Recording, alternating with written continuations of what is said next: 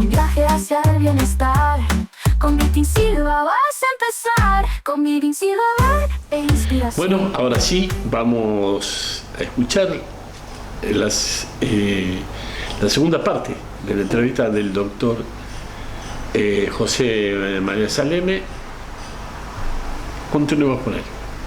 Saludablemente tu nuevo lugar, donde vivir bien es lo natural. No es solo el cuerpo, también es el alma. Cuidarse con ciencia, con ritmo y con calma. Es un viaje hacia el bienestar. Con Vitín Silva vas a empezar, con Vitín Silva e inspiración. Ya el hecho de ir y llevar un hijo o un niño a que lo sometan a investigaciones, operaciones, ya es traumático. Sí. Se complica más cuando hay ciertos elementos burocráticos, si uno le quiere llamar de alguna manera, que complican más las cosas.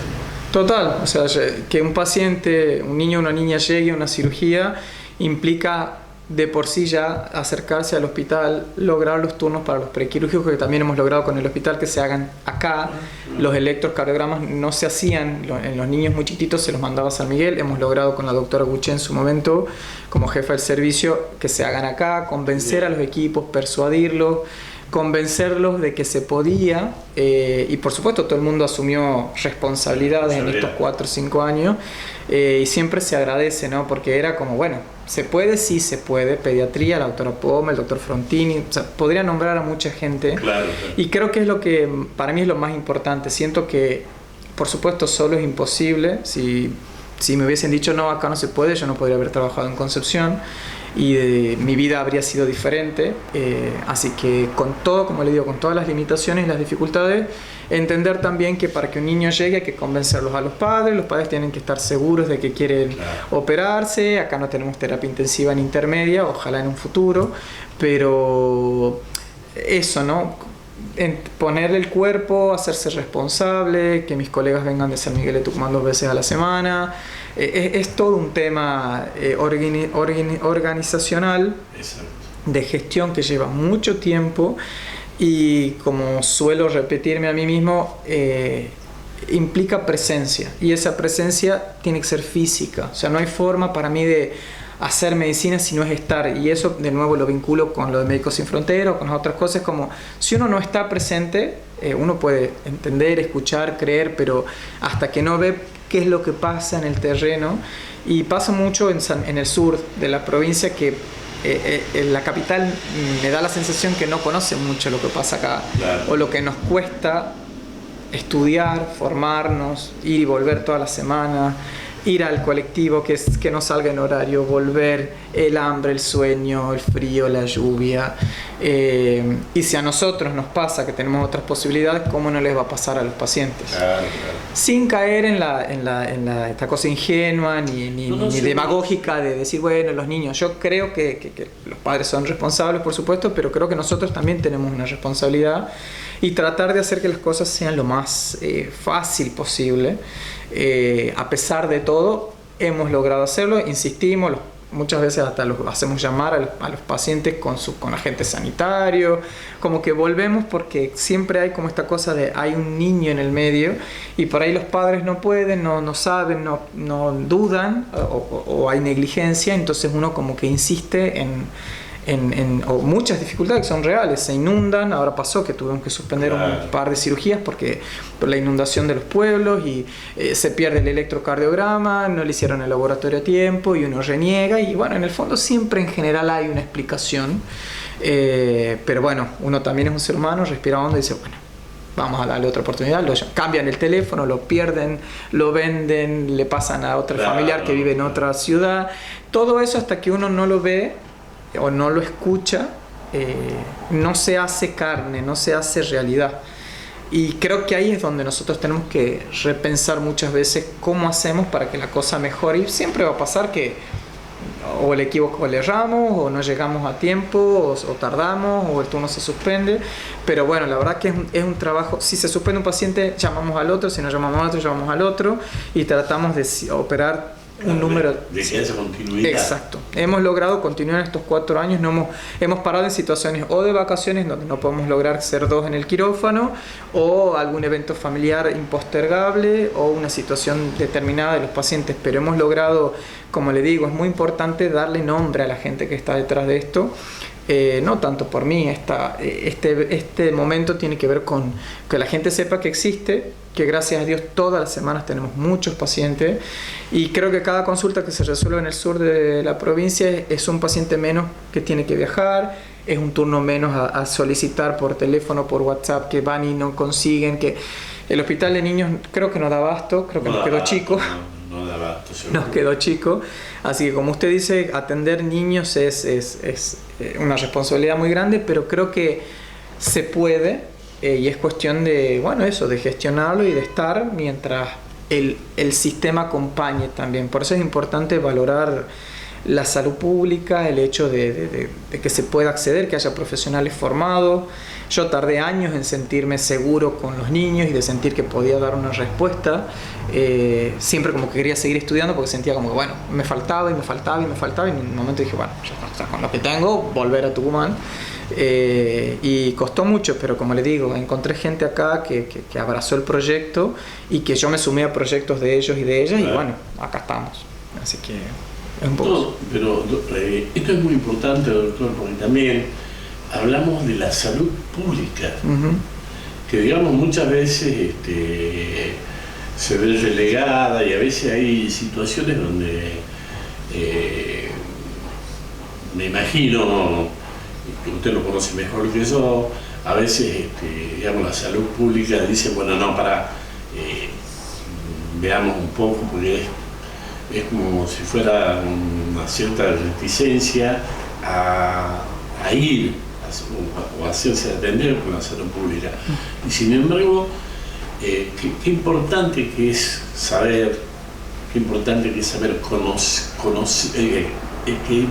conocer que verdaderamente hay servicios que se están brindando en el hospital público, y que hay profesionales que se preocupan por esos pacientes, porque cuando usted habla de continuidad, es preocupación del profesional por el paciente, ¿no? Sí, yo creo que hay muchas formas, siempre pienso que hay muchas formas de ejercer la medicina en el sentido de los modos, pero de nuevo, pienso que la medicina solamente hay una forma de hacerla, que es bien, o sea, no hay mucha opción, digamos. Creo que implica un esfuerzo, un sacrificio, una entrega diaria de todos mis colegas. Creo que tiene que ver con entender que el riesgo de lo que uno hace, si lo hace mal o lo hace a media, es importante. Pero también creo que si nosotros nos olvidamos de que somos personas que nos pasan un millón de cosas a la vuelta de ejercer la medicina, y que si el sistema no asegura buenos salarios, una buena calidad de vida en el día a día, buenos equipos de trabajo, gestión, dirección, cabezas que piensen por el equipo, comunicación asertiva permanente, mejoras no solamente en el edilicio, sino que podamos tener las herramientas para trabajar lo mejor posible, sobre todo cuando invadimos al paciente, cuando lo operamos, o cuando hacemos una endoscopía, o cuando tenemos que, nosotros decimos invasión cuando penetramos de alguna forma la piel, por así decirlo, cuando hacemos algo que pueda generar dolor o daño. Y creo que siempre es una discusión que hay que tener, no estresar innecesariamente los equipos. Las guardias deberían, para mí, organizarse de una manera más inteligente. La patología no compleja no debería llegar a los hospitales de tercer nivel, y creo que nosotros como sistema tendríamos que hacer al revés, en el sentido de que deberíamos formar, a veces lo digo románticamente, claro, de formar patrullas y llegar al revés, llegar a los barrios, llegar a los centros comunitarios, llegar a los clubes, hablar en las casas, hablar en las familias, para que los pacientes tengan herramientas, bajar la fiebre sin necesidad de ir al hospital, si hay un golpe menor, no ir al hospital por ese golpecito. Creo en la medicina del hospital, pero también creo que la medicina arranca mucho antes. En las escuelas, la educación sexual integral, hay muchas cosas que se deberían resolver antes. La gente debería tener herramientas para evitar justamente sobreexigir a un sistema en el cual uno debería poder atender a un paciente grave sin estar pensando que afuera hay 20 pacientes esperando por cuestiones menores que podrían haberse resuelto en su casa. No digo ni en el primer nivel de atención, en la casa. Primer episodio de fiebre, tratar la fiebre, tener parámetros de alarma entre lo respiratorio, lo digestivo, golpes, o sea, lo más frecuente, ¿no? Evitar los accidentes domésticos o los eventos domésticos, prevenir en los eventos de tránsito, deportivos, o sea, identificar la patología por la cual consultan en las guardias y decir, bueno, el hospital hay que cuidarlo, hay que cuidar los materiales, no es infinito el material, por lo cual creo que hay una discusión y por supuesto también la salud forma parte de un conjunto de bienes y de derechos, entonces creer que solamente porque un hospital funcione o tenga la alta tecnología no alcanza, digamos, uno tiene que poder resolver la cuestión alimenticia, que la salud no se degrade por cualquier evento menor, porque un niño bien alimentado es un niño que se enferma menos, un niño contenido es un niño que se enferma menos, un niño que va a la escuela todos los días, que tiene un club, que tiene actividades aparte de la escuela, que hace deporte, es un niño que se va a enfermar menos, que va a tener menos obesidad, menos desnutrición, menos enfermedades de la piel, o sea, es un conjunto. Entonces si descuidamos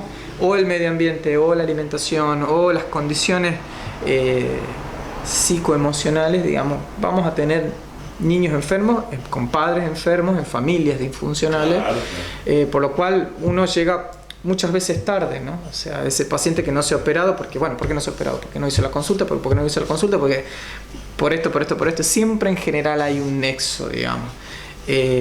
Podríamos hablarlo mucho más, pero bueno, creo que tiene que ver también con esto de poder hacer planificación familiar y no juzgar cuando llegan con el hijo número 8 sin los controles y decir, bueno, acá pasó algo mucho antes, digamos.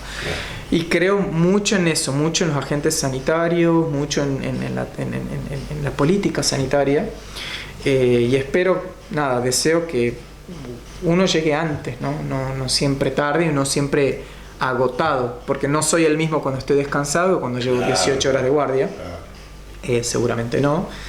Ahora me encuentro descansado en mi casa, en mi espacio, pero hay que sostener una guardia, sostener al equipo, que te sostengan.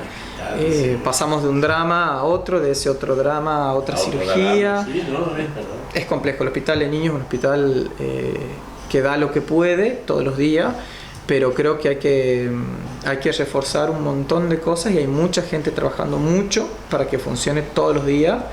Y bueno, cuando uno trabaja con urgencia y sobre todo con niños, todo es ya, o sea, no hay mucho margen. Por más que no sea algo grave, para ese padre es grave. Entonces hay que tratar de nivelar un poco eso, y entender que bueno, no siempre uno está, perdonarse a uno mismo, ¿no? Porque uno no siempre está en el mejor momento y eso. Somos seres humanos. Sí. Ustedes son seres humanos. Sí, pero cuesta un poco entender que merecemos el descanso, merecemos el sueño, merecemos unos buenos salarios. Necesitamos que la gente pueda comprender que no está descolgado la buena atención de que un médico viva decentemente y bien, sin tener que estar corriendo de trabajo en trabajo o aceptando guardias porque no se llega a fin de mes. Que gracias a Dios no es mi caso, pero sí de muchos colegas. Yo he tenido la posibilidad, la suerte de formarme, hacer especialidades, no he tenido que atender familiares enfermos, bueno, por lo pronto no soy padre, entonces como que mi situación es muy particular, pero entiendo que hay mucha gente, muchos colegas que tienen que pasar de un trabajo a otro, entre la familia, los hijos, un familiar enfermo, y si no puedes ejercer la medicina tranquilo, flaco favor uno le hace a la sociedad si no se asegura, si justamente los estados nacionales, provinciales, municipales no aseguran cierto grado de tranquilidad para poder trabajar, porque uno no debería estar corriendo.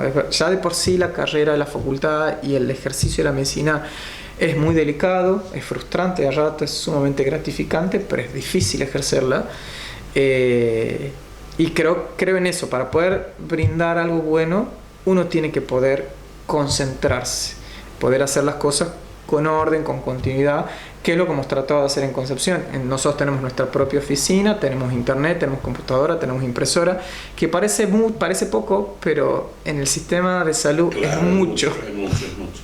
Es mucho. Tenemos WhatsApp, tenemos la posibilidad de gestionar y lo que digo siempre, el hospital nos ha acompañado siempre.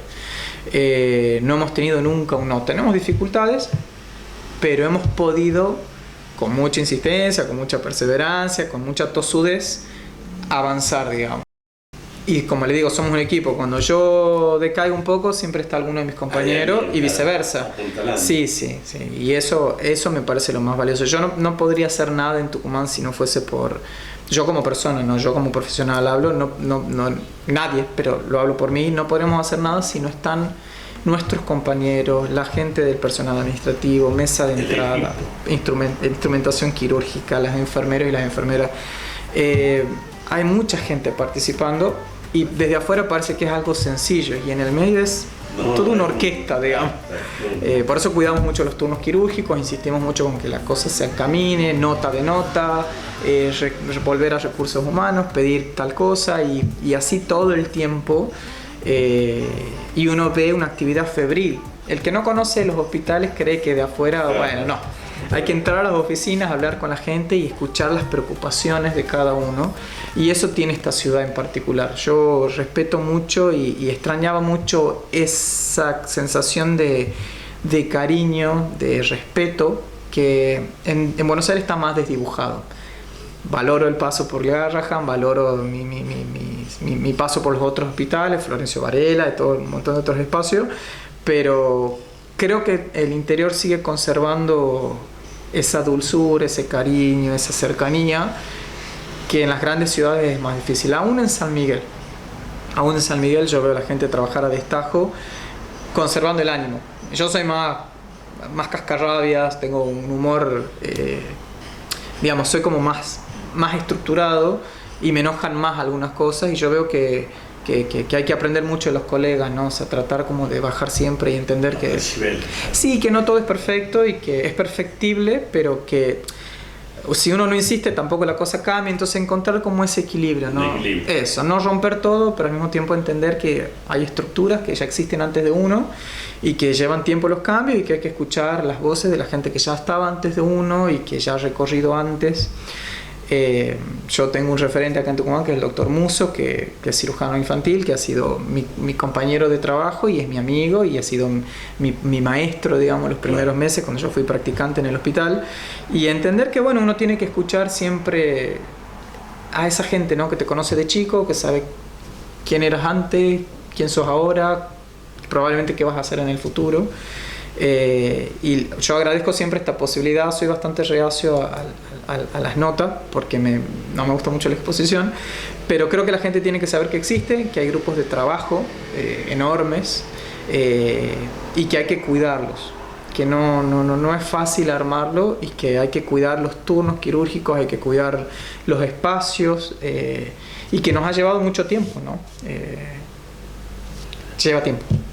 Doctor, voy a volver un poquito atrás, porque usted habló recién de una cosa que me pareció muy importante, por lo menos, usted habló de ESI, de la enseñanza de educación sexual integral.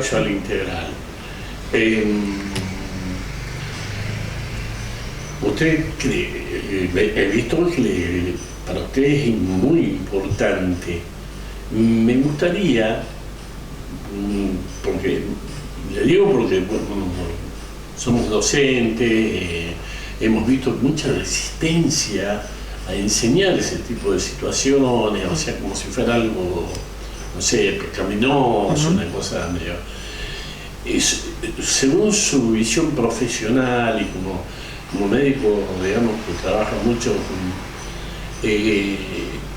¿por qué es tan necesario? ¿Por qué es necesario? Quisiera que le explique a la gente por qué es necesario enseñar eso, por ejemplo. Yo creo que lo que pasa mucho es que nos ganan los dogmas, nos ganan las cuestiones escritas en otros ámbitos o nos ganan nuestras convicciones religiosas. Creo que es un problema Creo que tenemos que pensar críticamente y volver de nuevo a lo que le decía, volver al centro, que es, hay un niño o una niña en riesgo. Lamentablemente más del 90% según las estadísticas de los abusos sexuales infantiles se ven en el contexto intrafamiliar. Es mucho más frecuente de lo que pensamos. El daño es a perpetuidad. Estoy convencido de que si no hay información no hay forma de prevenirlo. Creo que los y las niñas y los adolescentes tienen que tener acceso a información según, digamos, la educación sexual integral. El prejuicio más grande es que uno los pervierte o de que la educación sexual les da información a destiempo, y no, cada etapa hay libros y libros y libros, y hay profesionales detrás de esto, y cada etapa tiene, digamos, su momento para explicar, desde las partes del cuerpo hasta la posibilidad de decir que no, hasta evitar los secretos con personas desconocidas, entender digamos, la autonomía sobre el cuerpo, el derecho a hablar. Y vuelvo con un tema que es, si uno pasase por los hospitales, si rotase, si uno tuviese como la posibilidad en la escuela o en la universidad, o antes quizás, de ir y pasar una tarde en los hospitales y ver lo que pasa de verdad, más allá de las series de televisión o de lo que diga alguna autoridad en una nota periodística o en TikTok, uno vería que la gente con información, probablemente gente con poder, con gente con la posibilidad de decidir sobre sus cuerpos, sobre sus vidas. Tengo una postura particular acerca de eso, pero creo que hay que defenderlo sin dogmas y sin cuestiones raras, digamos. O sea, claro. Esto es claro, digamos. Los abusos existen, lamentablemente, como los embarazos no deseados existen, como la maternidad no deseada existe.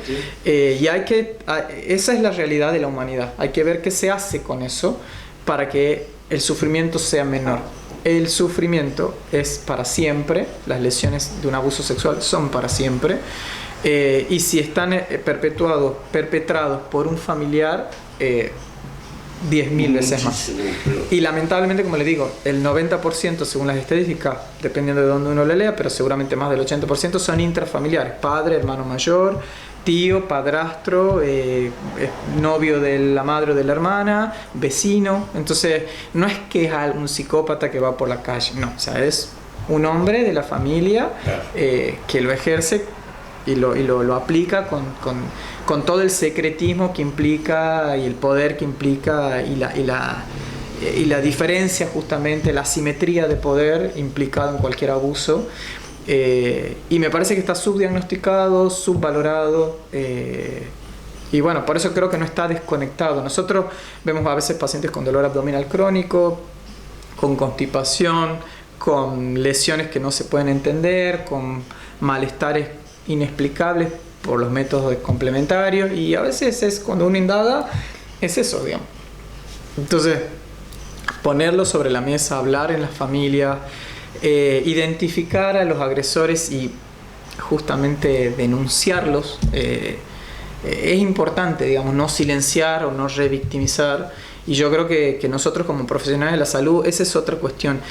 Estoy convencido de que hay que politizar la medicina y que hay que unir las cosas, porque si no es como que salimos de la facultad sabiendo, no sé, la clasificación última de la hipertensión o cómo se opera tal o cual cosa, y somos brillantes en tal cuestión, pero no entendemos que una cosa está relacionada con la otra, y vivimos como aislados del mundo, y después nos pasa que no sabemos ni reclamar nuestros derechos ni mejoras para nuestra población y por nosotros mismos, y nos vamos desgastando en el camino. Y la pandemia creo que ha acelerado ese proceso de desgaste en una generación entera de médicos.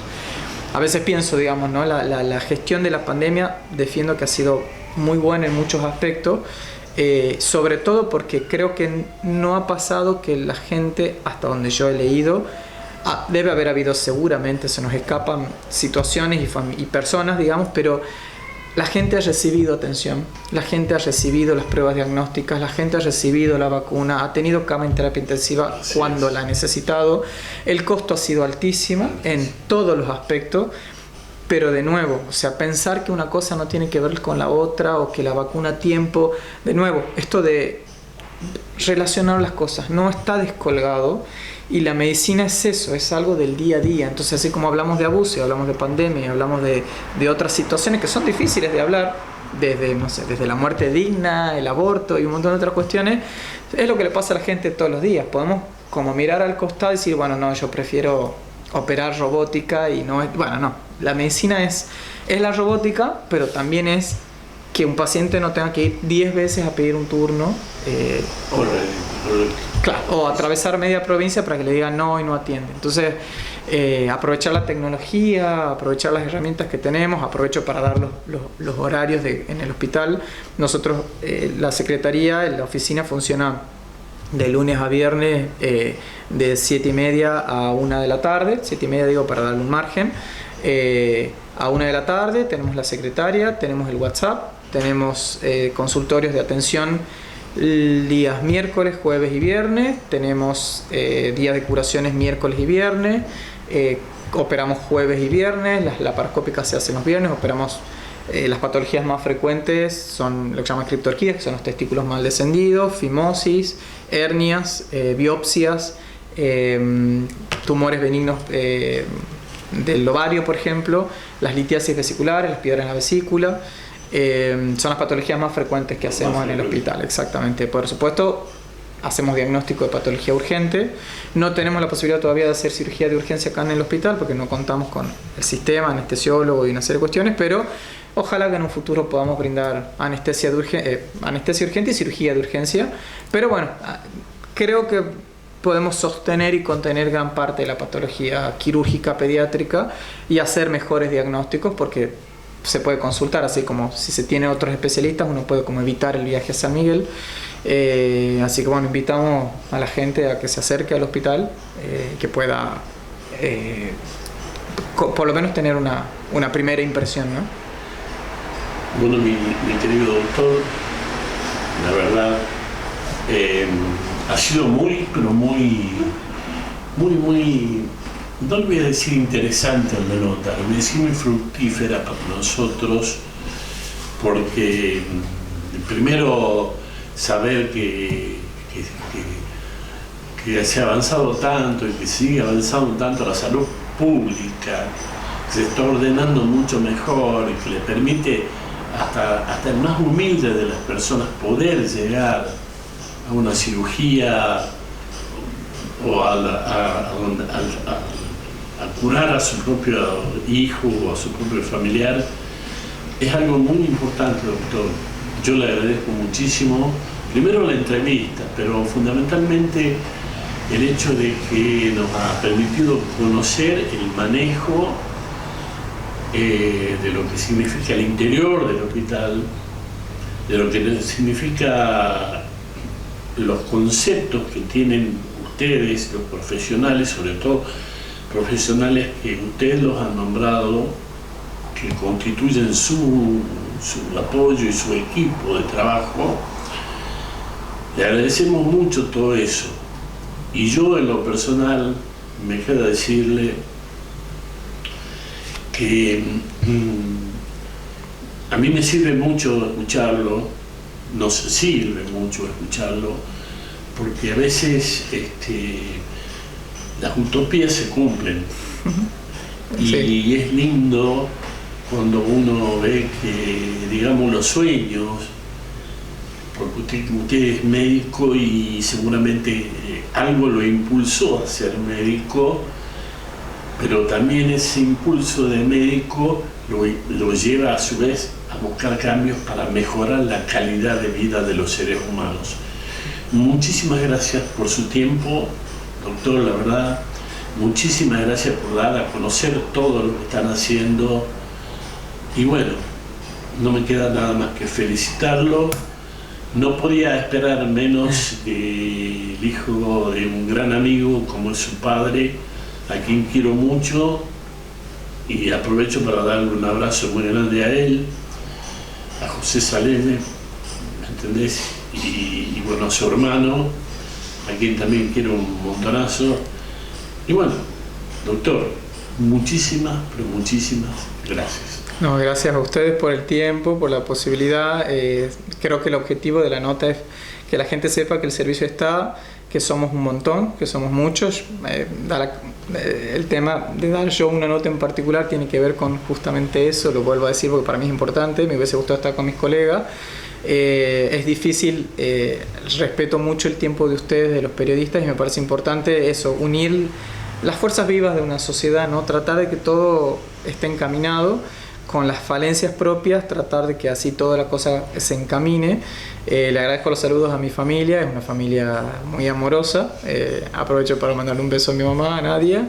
Y bueno, somos 7 hermanos. Hoy tuvimos la dicha de ir a la jura de bioquímica de mi hermana, de la más chica, de Rita, así que bueno, haciéndolo un poco personal a la nota, le agradezco porque, como le digo, todo tiene que ver con todo. Bueno, muchas gracias. Gracias a todos y saludos. Saludablemente tu nuevo lugar, donde vivir bien es lo natural. No es solo el cuerpo, también es el alma. Cuidarse con ciencia, con ritmo y con calma. Es un viaje hacia el bienestar. Con Meeting Silva vas a empezar. Con Meeting Silva e inspiración. Bueno, así pasó nuestro querido amigo, el doctor José María Saleme, quien nos ha dejado sus conceptos, verdaderamente nos ha dado mucha información que espero que les haya sido útil a todos ustedes, que sepamos que verdaderamente hay un equipo que está trabajando en forma muy seria y creciendo y tratando de solucionar el problema de muchísimas personas acá en el sur de la provincia.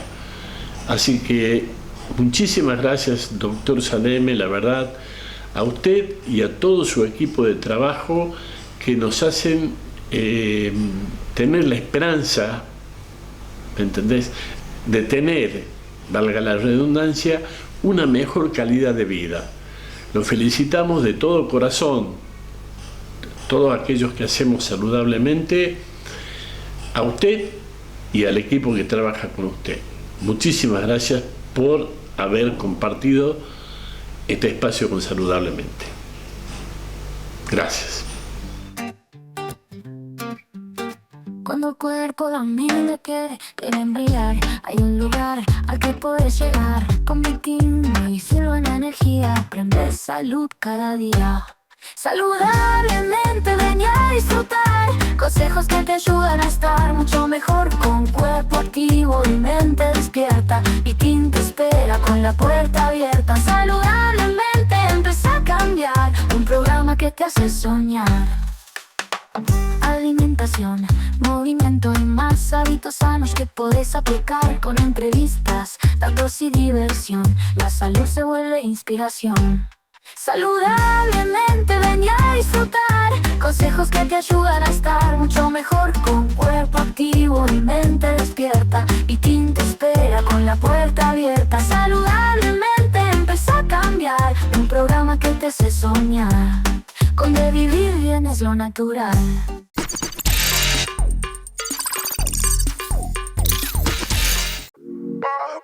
Míranos en vivo por nuestra web.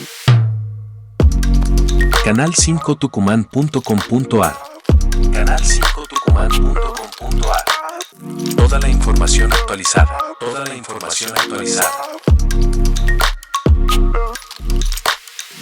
Canal 5 Tucumán Interior.